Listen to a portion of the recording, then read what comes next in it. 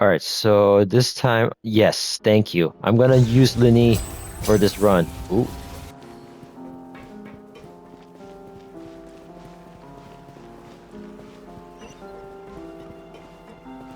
Okay, so I'm still bothered from what that drunk guy said. Like he said that I think it was Raimundo said he was interested in a girl. Could that girl be Gemma? So this was Caesar's workshop. Nothing suspicious here, just normal magic props. Let's head in further. All right, I imagine that there'll be some mechas in here. What was that? Oh, is this one of Caesar's gadgets? Guess we must have triggered some sort of device. Attack the puppets. Okay.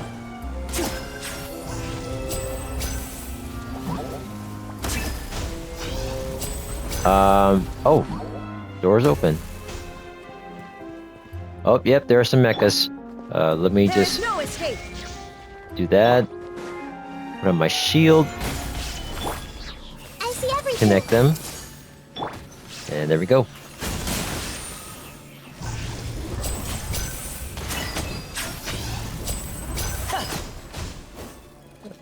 Okay.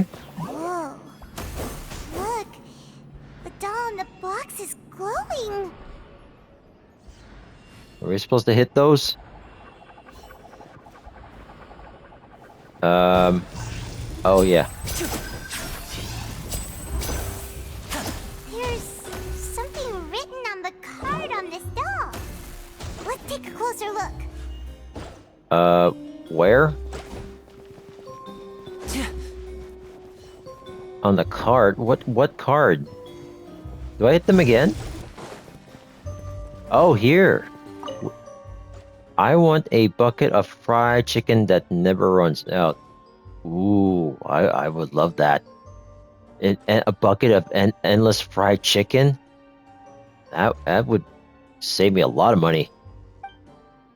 I like a new bag. Okay. Note, there is no such thing as fried chicken that never runs out. Aw. Just as there's no such thing as children who never grow up. Well, ain't that the truth? Also, eating too much fried food is bad for you. Yeah. Make sure to pair it with something healthy like a salad, alright? Cesar. Well, yeah, it wouldn't be healthy to eat just chicken nonstop every day. Of course, you gotta eat something else every now and then. You can't just eat one thing your whole life. It wouldn't be healthy. Anyways, moving forward. Alright, so do I hit this guy again?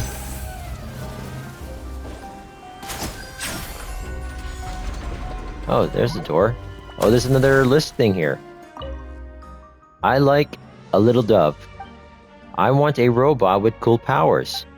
Note, you need your parents' permission to own a pet, and you also need to take good care of it. I brought a fluffy toy dove for you this time. If you're ready to own a pet, I'll make a real dove appear for you next time. Cesar. Okay. So wait, did those other ones have any wish list on them? Oh no, they don't. Okay, I just wanted to make sure. Oh yeah, I forgot. Sometimes there's hidden chests in these domains. Make sure I'm not missing any chests. Okay, I don't think there's anything else in this room. Wait, what about this side? Some books, but no openable chests. Alright, moving forward.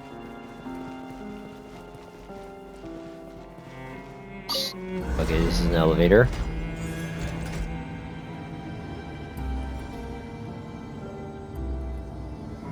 Let me give Lyney some health. There we go. Alright, so what do we do here? Some stairs behind us. something up here? Looks like we've reached the end of this route. Shall we try a different one? Oh, okay. So what are these? Projections? These magic boxes are moving. What do we do? One of them looks different from the rest. Let's investigate.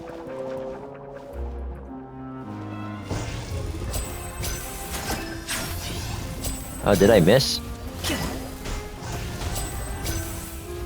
Ah, okay. It's a memory thing. And I think there's another... That was weird. Another wish list. I wish my parents would get back together. I wish for good grades in my next exam. I wish for my little sister to have a normal life free of danger.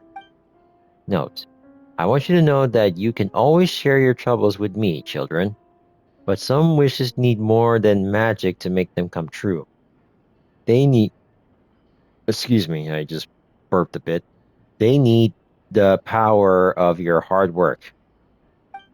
I wish you the best of luck and hope that all of your wishes will come true, Cesar. Okay. So next projection. Okay, the glowing one is what we want to hit. So they're gonna start flying. Okay, still got my eye on this one. How did I miss that? There we go. And something open. You have another note? Wait, there's another note. Yeah, wish list. When do we get to go to your wedding, Uncle Cesar? I want to watch you. I want to watch your shows even when I'm grown up, Uncle Cesar. Do you have to go on tour? Can't you stay here with us, Uncle Cesar? Note: oh my, this round of wishes has rather exceeded my expectations. The wedding will be held very soon, and don't worry, you're all invited. The tour has already been scheduled, but I will definitely be back, and you'll always be welcome at my shows if you like magic, Cesar.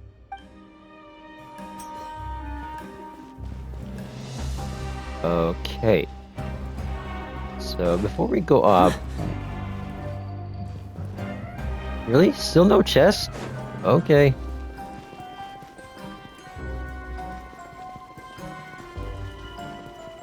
And no chest up here either. Great. Let me just heal Lyney again.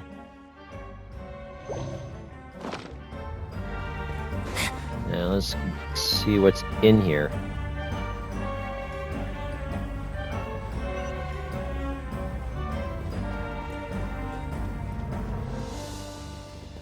Really? No chest yet?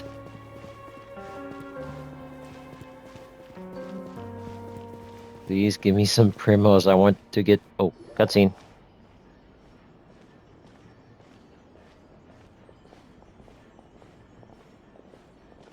That's weird. Have we reached the end already? There's nothing here. Maybe this was a wasted trip. Lyney, what are you looking at? This place seems a little too ordinary for a magician's workshop. There's a distinct lack of mystery. We've triggered quite a few devices on the way here. I'm starting to wonder whether Cesar built this whole place as one big, elaborate magic contraption. If so, then there must be more to this place than meets the eye. Maybe a hidden room somewhere. Aha! If I just move this book, then hopefully... And... presto! Ah, the old pulled... Secret passageway! How did you know? I'm a magician too, and apparently great minds really do think alike. Looks pretty big inside. Let's head in and take a look around. And I see a chest. The old pull a book on the shelf to open a secret passage. Thanks, please give me more chests. Thank you. Alright, so what else? Oh, more mechas. Hold up. Illusion shattered. Gather. Another chest there. Everyone hold hands. Step right up.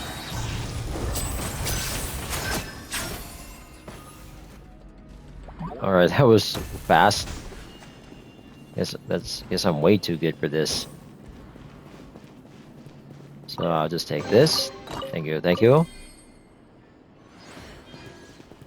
And here's another elevator.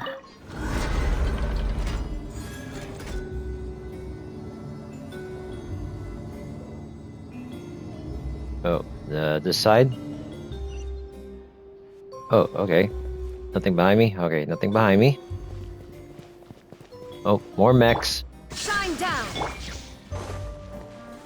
Solidify. We do this. And Here comes the finale. Now disappear. alright.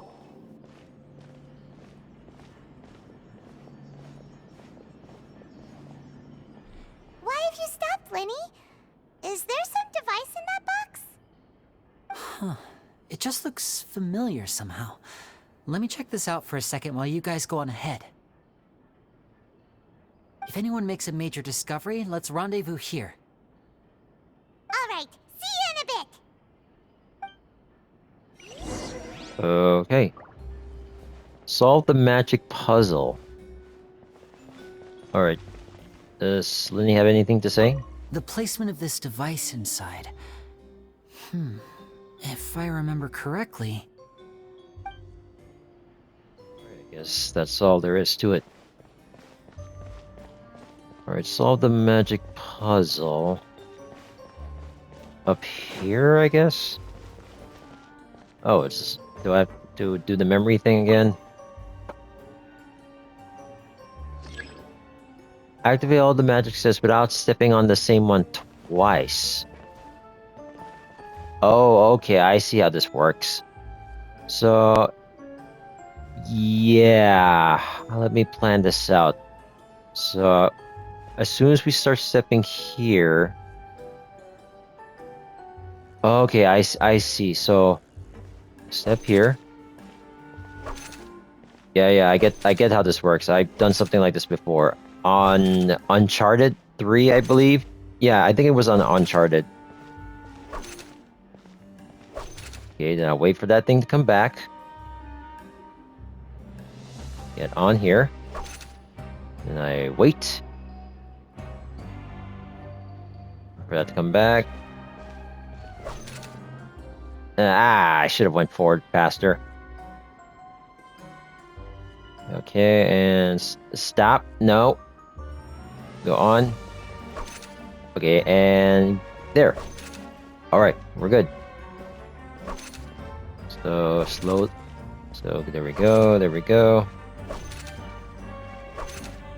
There we go. And... done. Uncharted, baby.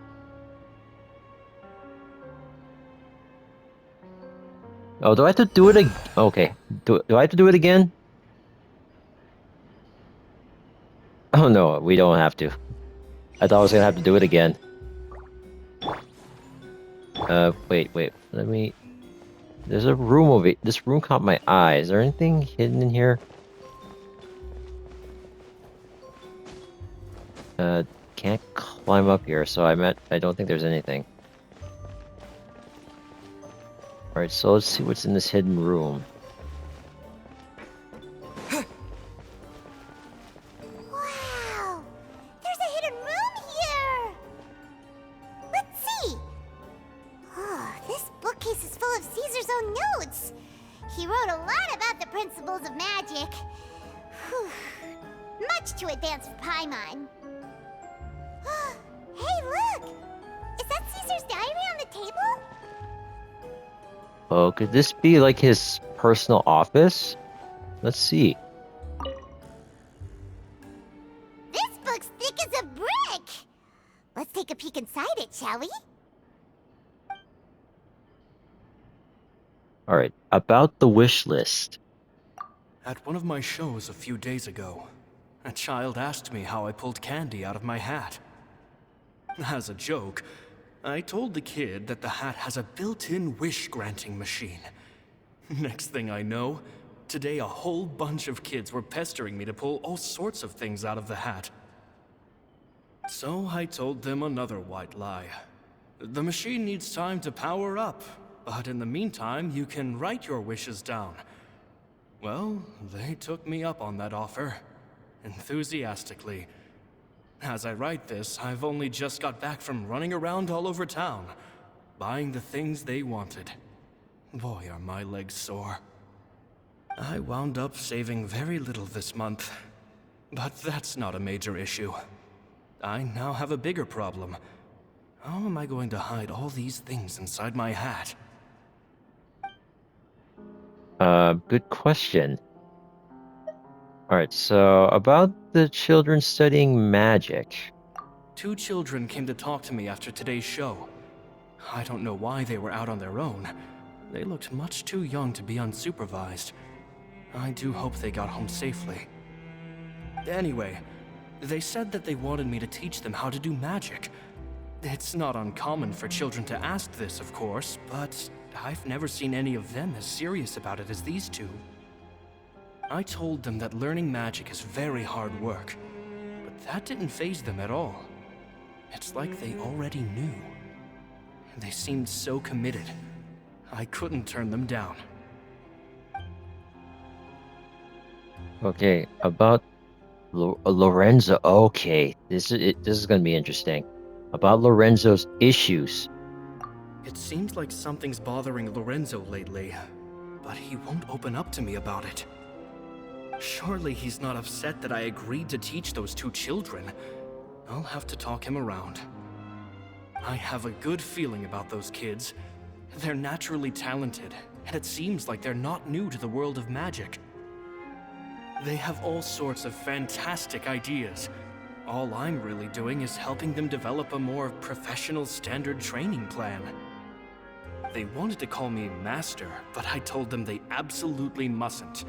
Any magician worth their salt could have taught them what I have. They're the geniuses here. Compared to them, I don't deserve to be called any sort of master. With time, I have no doubt that they could become far greater magicians than I. My only concern is why they're so mature for their age. I fear they've had to grow up too fast. I don't dare to imagine what they must have been through. Jemma thinks so too. She doesn't like being around them. Says that their eyes are too piercing.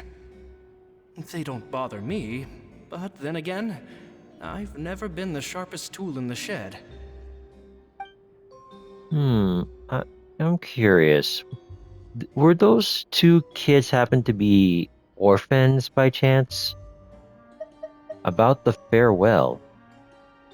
It's nearly time for me to go on tour. I asked the 2 kids if they'd like to come with me, but they shook their heads. I once overheard them talking about their father and their mission. Sounds like their parents have other plans for them. I guess we'll be parting ways soon. I knew it. Those 2 kids are Lyney and Lynette. It's only been 10 days since I first met them, but I think that I've gotten a feel for their personalities now. They're very tough, but also very cautious, and they trust no one but each other. This, I fear, is not a good habit to have. They hide things from me too. For example, when I asked them where they live and why they wanted to learn magic, they lied. That's the thing about children. Whenever they're trying to cover something up, it always shows somehow. I can sense that their lives have been hard, possibly even dangerous too. They're not like other children. It's a shame that I can't do more to help them. After thinking things over, I decided to tell them a bit about how I see the world.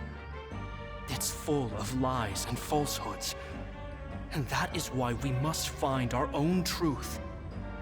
P.S. I hope they won't find my nagging annoying. Children are so opinionated nowadays. Will it do them more harm than good for someone they've only known 10 days to lecture them like that? PPS. Maybe I'm overthinking this. Children aren't interested in grand philosophies. It probably just went in one ear and out the other. I bet they've already forgotten every word I said. Oh, Cesar, Cesar. Just mind your own business next time. Okay, interesting info. Two magic geniuses with a father and a mission, huh? Sounds a lot like he was writing about Lyney and Lynette, don't you think? That's exactly what I was thinking. So did they meet Cesar when they were kids? Let's go ask Lyney. Yeah, let's ask him. Rendezvous with Lyney.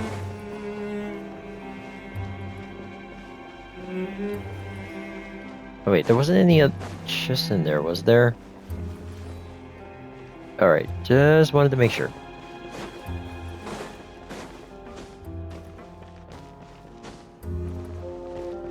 Alright, so hey Lyney, we found something out. Lyney? Shh, hold that thought. As I expected, there's a lot of fishy things going on in this place. Fishy? Uh-oh, what have you found? All in good time. Before we go over our new leads, I want to tell you how a high-altitude escape is performed. First, the magician slots themselves into a magic box in full view of the audience.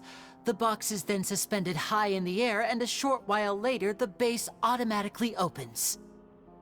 At this point, a dummy will fall out of the box, but it looks real enough to grab the audience's attention, and they start wailing and screaming. Meanwhile, the real magician, who has by now blended into the crowd, waits for a good moment to make their appearance and put on a hysterical performance. Oh no! Is that me? Did I just fall to my death? Very vivid description. Paimon can really picture it. And then what? The audience's gaze then turns to the magician, and by the time they realize what's happened, the dummy has vanished, as if everything that just happened was some sort of shared illusion. Of course, that's just how I think the process should work, theoretically speaking. Theoretically speaking? What do you mean? The inventor of this trick never performed it successfully. When the box opened, Cesar was the one who fell out, and not the dummy. Oh. He fell right to the ground from the highest point of the opera house. No one could hope to survive that fall. Not without a vision, at least. And no one else has ever attempted this trick since.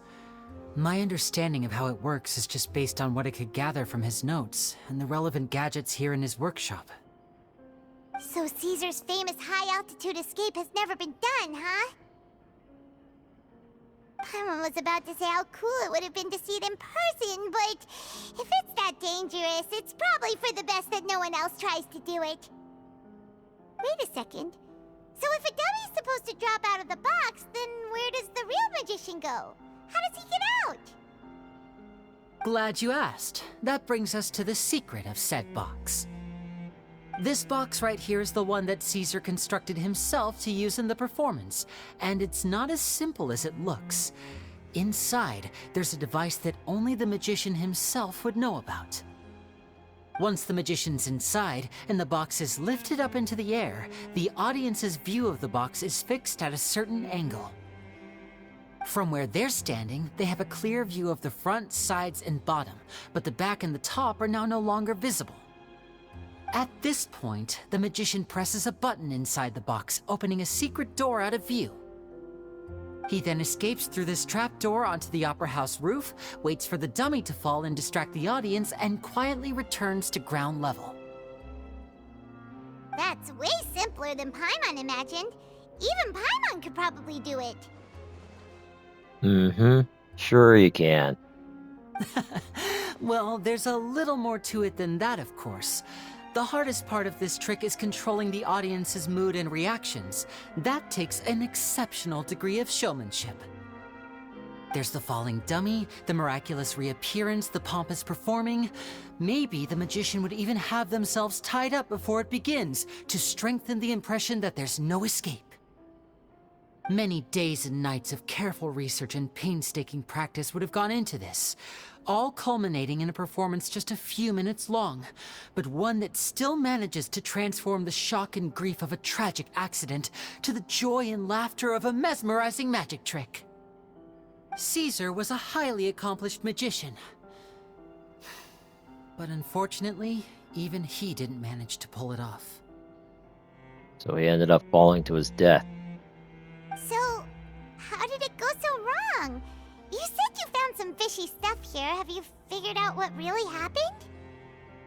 I can make a pretty good guess. I looked into the case files. The magic box Cesar was using at the time of his death had the secret button I mentioned positioned on the right-hand side. And sure enough, he always used his right hand as his dominant hand in public. Okay. Nothing suspicious there. But here's the strange thing. Most of the devices in this workshop have the mechanism on the left-hand side, including this box right here. Which leads me to believe that Cesar was in fact left-handed. I'm not sure where you're going with this. Why would Caesar pretend to be right-handed? Because a magician can't afford to have their most basic habits stand out too much. People naturally focus their attention on the most important details of the task or situation at hand. But a magician needs to be able to redirect an audience's attention at will, so as to avoid arousing their suspicion. The essence of magic is getting people to believe a lie. If even the truth raises eyebrows, the falsehoods become all the more difficult to mask. And so, Cesar trained himself to use his right hand to align with his audience's expectations. Great magic always requires sacrifices. But in his most stressful and nerve-wracking moments, and when no one was watching, reflex would kick in and he'd use his left hand. That's why he set his gadgets with the mechanism on his left. Maybe someone exploited that fact against him? Exactly. I think that's likely what happened. Cesar would have been under a lot of time pressure during the escape. He'd have had mere seconds to open the hidden compartment, retrieve the dummy, then open the secret door and make a swift escape. But I'm sure he was confident. He would have rehearsed countless times to the point where it was second nature. He'd barely need to think about what he was doing because muscle memory would guide him through. So he opened the compartment, took out the dummy, checked everything was in order, and then went to leave. With his left hand, he reached for the button, and suddenly, his heart skipped a beat. It wasn't there. Much like when you reach for your keys but find your pocket empty, his mind needed a moment to process what was going on. Instinctively, his left hand would keep feeling around for the missing button, maybe for another second or two, until the bottom of the box gave way. With the stakes being as high as they were, just a 2-second delay cost him everything. The authorities would find nothing suspicious and conclude that his death was due to his own error. When in reality, someone switched the boxes, and they did it to murder him. But how would they be able to make the switch without being noticed? That would be difficult to pull off, no? It would have to have been someone who knew that he was left-handed, and who could move his props around without arousing suspicion. Someone who was always by his side. Lorenzo, I'm calling it. Isn't that right, Lorenzo? I was right. You just couldn't let sleeping dogs lie, could you? There's not a lot of people who'd go to all this trouble for some magician who died 10 years ago. I didn't want to have to do this, you know. Silencing you the hard way just creates more problems for me to deal with. But I gave you your chance. I hoped you'd do what's good for you and back off like the lady, but you disappoint me. You mean Jemma? So you are the one who's been threatening her! Yes, although however stubborn she might be, she was never much of a liability. But you people, you never even knew him, but for some reason you just wouldn't drop it. Which is why you can't leave this place alive. Take them out, and make it quick. Do your worst! All right, bring it on.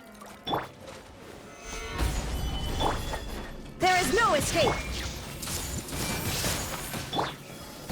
And voila! Oh, big mecha, big mecha. Round of applause!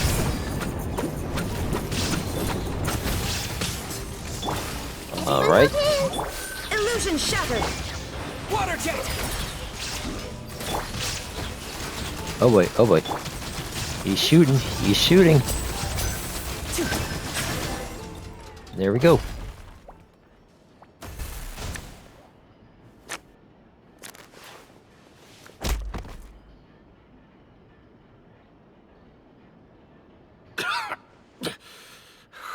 You kids are tougher than you look. Had enough yet, Lorenzo? Your cronies can't help you now. I think it's high time you started talking, and what I'd really like to know is, why did you murder Cesar? If I had a Mora for every time you said that man's name. Of course you idolized Cesar, everyone else did. But I was the real genius magician. Me!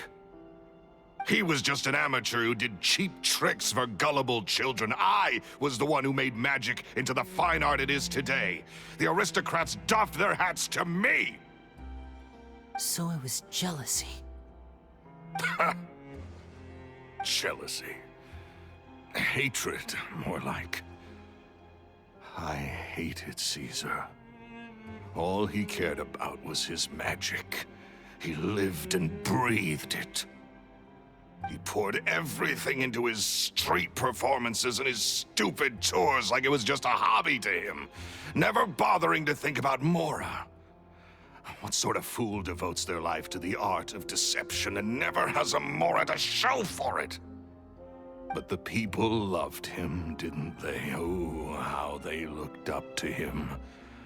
No one gave me a second look. All I ever heard was, "Oh, your master's amazing, isn't he?" Amazing. Yeah, so amazing that he was completely broke. Every other apprentice was living it up at their master's expense, but no, not me.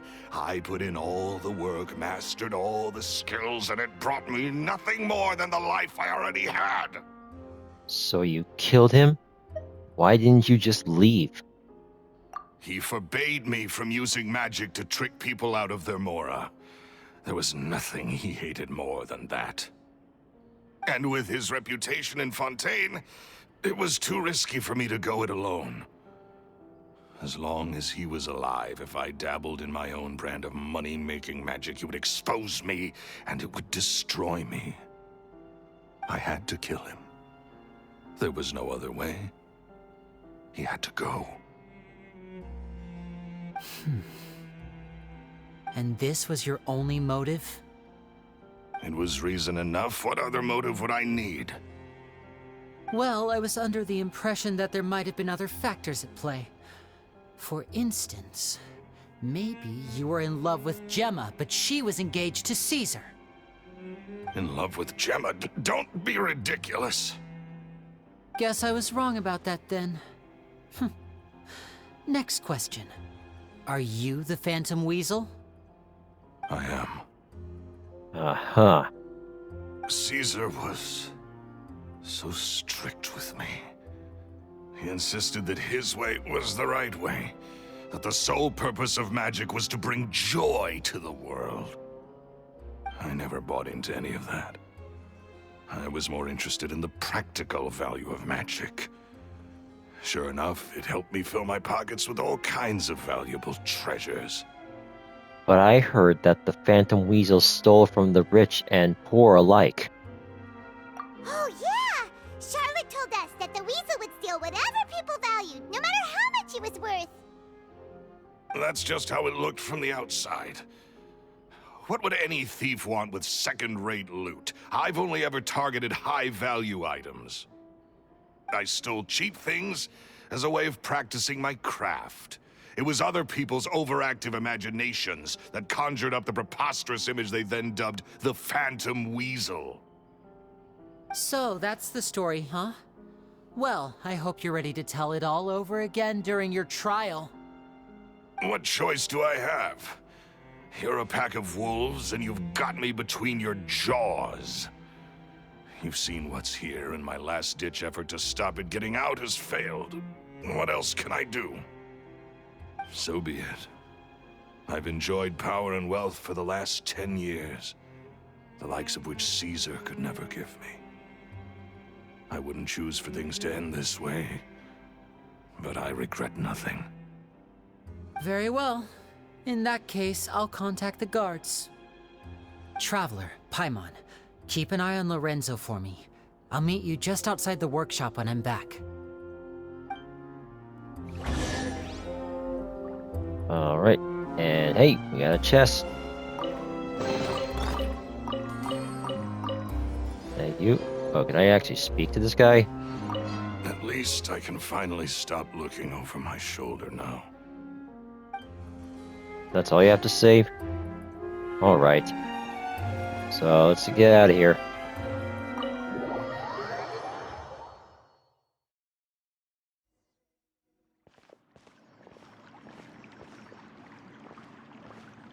Lyney has told me the whole story. Lorenzo, do you confess to the murder of Cesar and to framing him for the Phantom Weasel's crimes?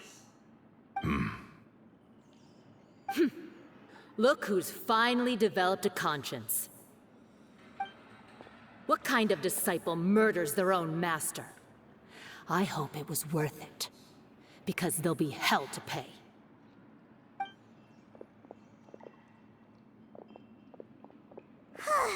Looks like it's all over.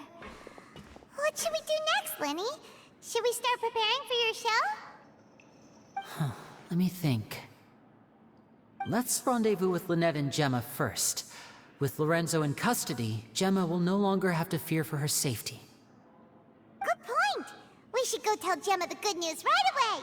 It'll give her some peace of mind for sure.